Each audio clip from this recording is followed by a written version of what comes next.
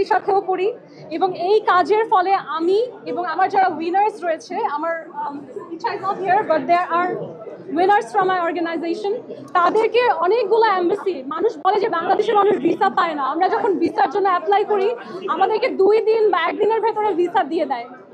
আমরা ফিলিপিন এম্বাসির সাথে violence against women নিয়ে কাজ করেছি।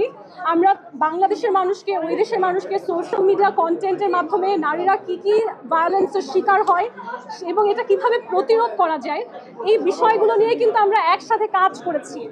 এবং আমরা ভারতীয় যে হাই কমিশন আছে সেখানেরও অনেক সুন্দর কালচারাল প্রোগ্রাম অ্যাটেন্ড করেছি। এবং আমাকে নিয়ে যত কথা হচ্ছে তার ভিত্তিটা হচ্ছে মিস বাংলাদেশ ফাউন্ডেশনের এই সমস্ত এম্বাসির সাথে একটা সুন্দর উদ্যোগ রয়েছে। আমি চাই বাংলাদেশের মানুষ সেই বার্তাটা বুঝতে পারুক এবং আমরা যেন শক্তিশালী কোনো নারীকে দেখলে তার ব্যাকগ্রাউন্ড নিয়ে প্রশ্ন না করি, সেই বার্তাটা যেন আমি পৌঁছাতে পারি।